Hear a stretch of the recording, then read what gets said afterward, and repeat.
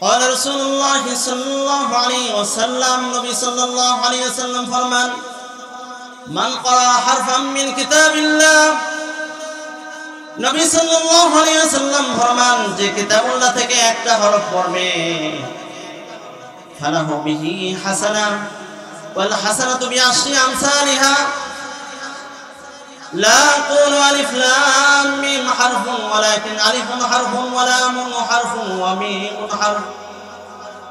নবী সাল্লাল্লাহু আলাইহি ওয়াসাল্লাম বলেন যে ব্যক্তি কোরআন থেকে একটা হরফ তেলাওয়াত করবে, কিতাবুল্লাহ থেকে একটা হরফ তেলাওয়াত করবে, তার জন্য তার আমলনামায় 10টা নেকি দেওয়া হবে। নবী সাল্লাল্লাহু আলাইহি ওয়াসাল্লাম ফরমান লা আকুলু আলিফ লাম মিম হারফুন, আমি এই কথা বলি না আলিফ লাম মিম পুরো একটা হরফ, বাল আলিফুন হারফুন ওয়ালাকিন আলিফুন হারফুন ওয়া লামুন হারফুন ওয়া মিমুন হারফ।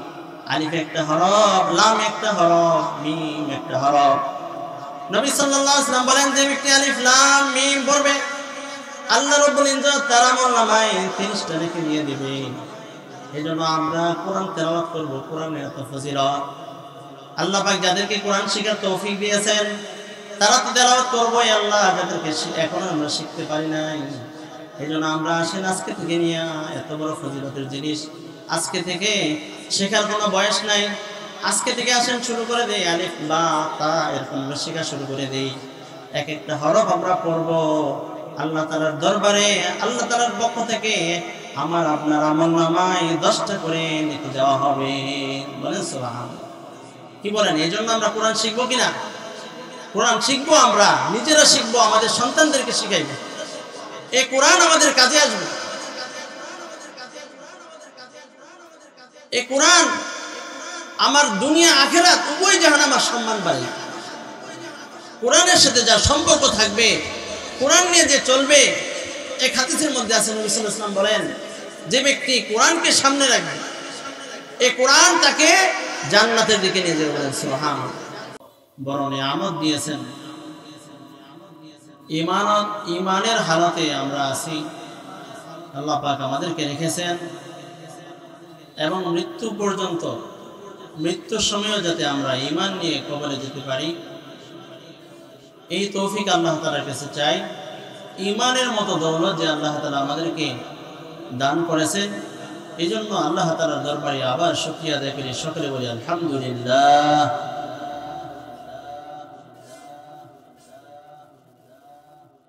আল্লাহ রাব্বুল ইজ্জত দুনিয়াতে মানুষ হিসেবে পাঠানোর পরে মানুষের মতো মানুষ কিভাবে হতে হয়, এজন্য আল্লাহ রাব্বুল ইজ্জত যুগে যুগে নবী রাসূলদেরকে পাঠিয়েছেন।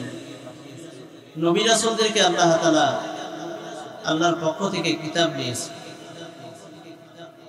আমাদের নবী হযরত মুহাম্মদ মুস্তাফা সাল্লাল্লাহু আলাইহি ওয়াসাল্লাম সর্বশেষ এবং সর্বশ্রেষ্ঠ নবী। আমাদের নবী সাল্লাল্লাহু আলাইহি ওয়াসাল্লামের উপর যে কিতাব দিয়েছেন আল কোরআনুল কারীম, কোরআন মাজিদ সর্বশ্রেষ্ঠ কিতাব। তো মানুষের মতো মানুষ হতে গেলে কোরআনের জ্ঞান থাকা লাগবে। কোরআনের জ্ঞান ছাড়া প্রকৃত মানুষ হওয়া যায় না। এই জন্য আল্লাহ রাব্বুল ইজ্জত কালামে পাকে ইরশাদ করেন আর রহমান আল্লামাল কুরআন খলাকাল ইনসান। আর রহমান, রহমান তিনি, আল্লামাল কুরআন যিনি কোরআন শিক্ষা দিয়েছেন। তো বোঝা গেল কোরআন শিক্ষা করা রহমানের দয়া, আল্লাহ রাব্বুল ইজ্জতের দয়া পেয়ে কোরআন শেখা যায়। কোরআন শিখতে হলে আল্লাহ তাআলার দয়া লাগে, রহমত লাগে।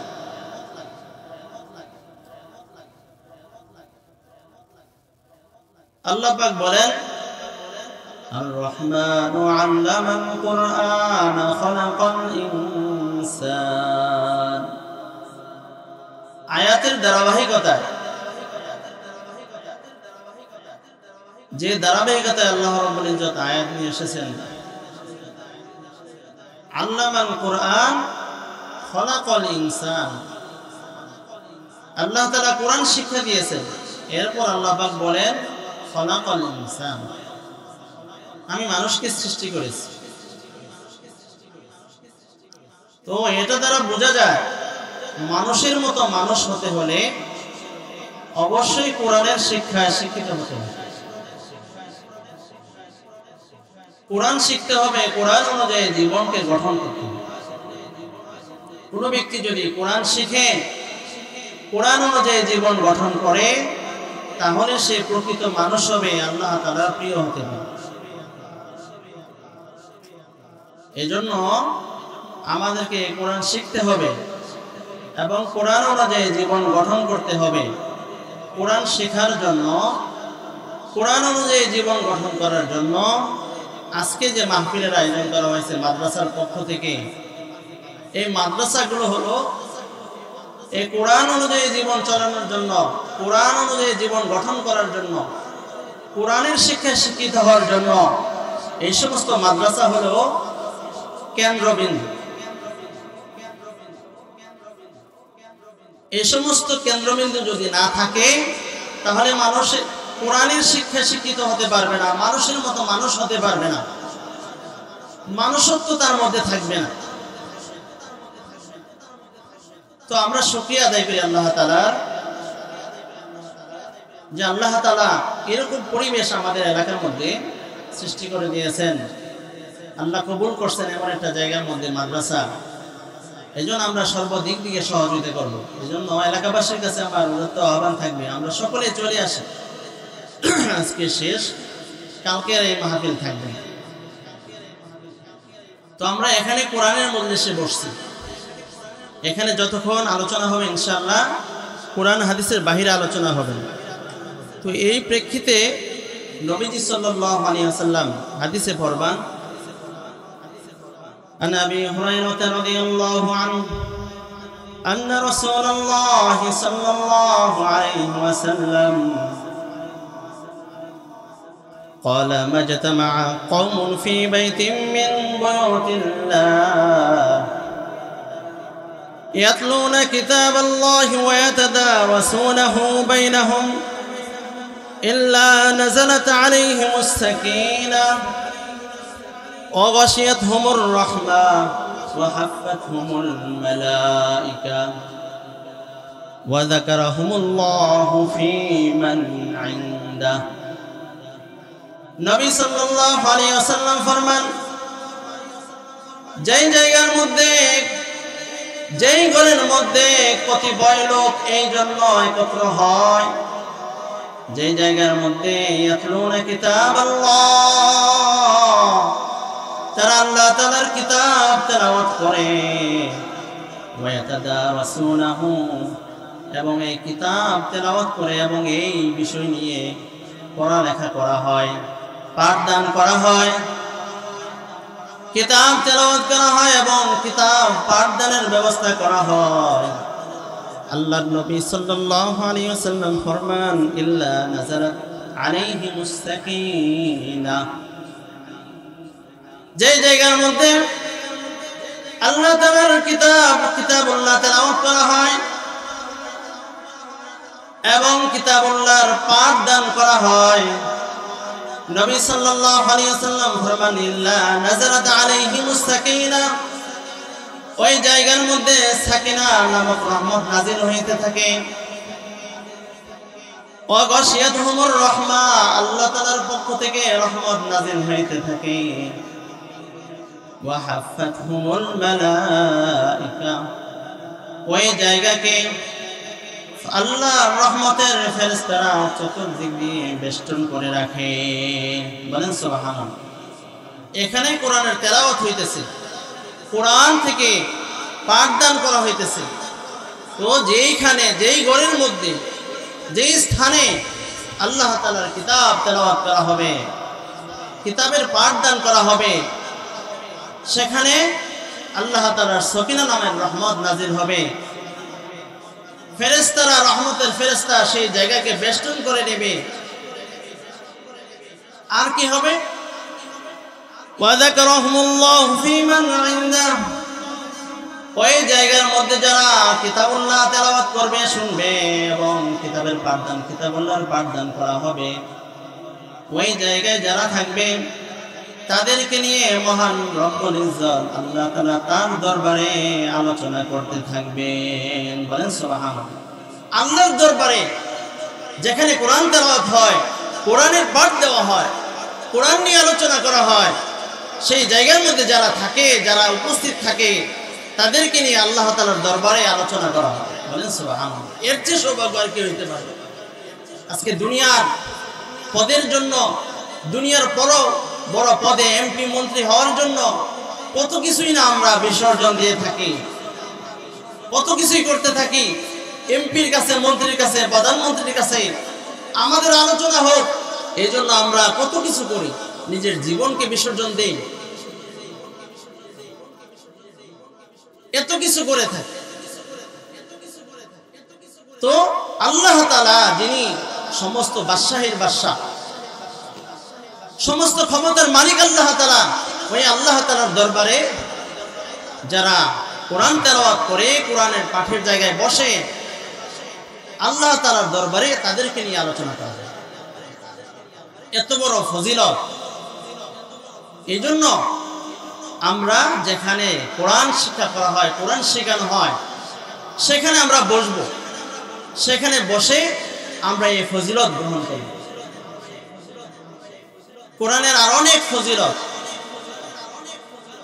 قال رسول الله صلى الله عليه وسلم, নবী সাল্লাল্লাহু আলাইহি ওয়াসাল্লাম ফরমান, মান ক্বারা হারফাম মিন কিতাবিল্লাহ, নবী সাল্লাল্লাহু আলাইহি ওয়াসাল্লাম ফরমান, যে কিতাবুল্লাহ থেকে একটা হরফ পড়বে, ফালাহু বিহি হাসানাহ ওয়াল হাসানাতু বিআশরি আমসালিহা,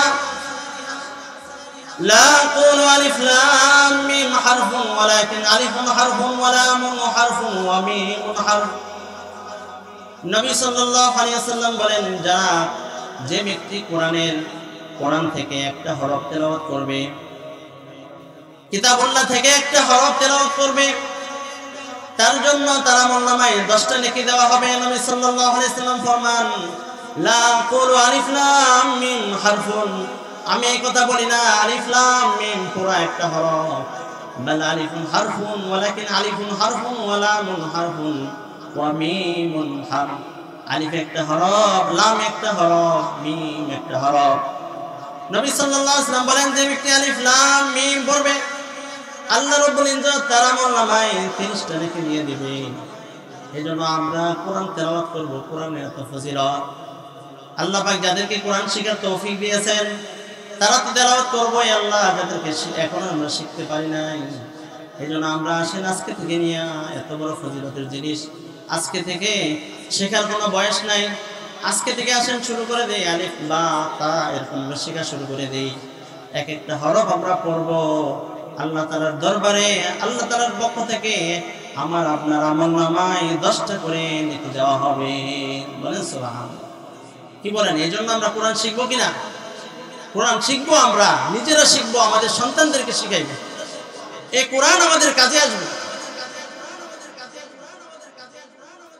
এই কোরআন আমার দুনিয়া আখিরাত উভয় জাহানে আমার সম্মান বাড়ে। কোরআনের সাথে যার সম্পর্ক থাকবে, কোরআন নিয়ে যে চলবে, এক হাদিসের মধ্যে আছে, নবী সাল্লাল্লাহু আলাইহি ওয়াসাল্লাম বলেন, যে ব্যক্তি কোরআনকে সামনে রাখবে, এই কোরআন তাকে জান্নাতের দিকে নিয়ে যাবে। বলেন সুবহানাল্লাহ। আর যারা কোরআনকে পিছনে রাখবে, কোরআনকে অবহেলা করবে, এই কোরআন তাদেরকে ধাক্কায় ধাক্কায় জাহান্নামের দিকে নিয়ে যাবে। নাউজুবিল্লাহ। এই জন্য কোরআন শিক্ষার ব্যবস্থা করা হয়েছে মাদ্রাসা। এই জন্য আমরা যেভাবে পারি আমরা সহযোগিতা করব। আমরা নিজেরা কোরআন শিখবো, আমাদের সন্তানদেরকে দেব কোরআন শিক্ষা করার জন্য। আর যদি এগুলো না হয়, তাহলে আমাদের অর্থ দিয়ে, বুদ্ধি দিয়ে, যে কোনোভাবে আমরা এই কোরআনের, যেখানে কোরআন শিক্ষা করা হয়, কোরআন শেখানো হয়, এই মাদ্রাসাগুলো সহযোগিতা করব। বিশেষ করে এই এলাকার জন্য রহমত। এই কোরআন রহমত, কোরআন হেদায়েত, কোরআন হলো নূর।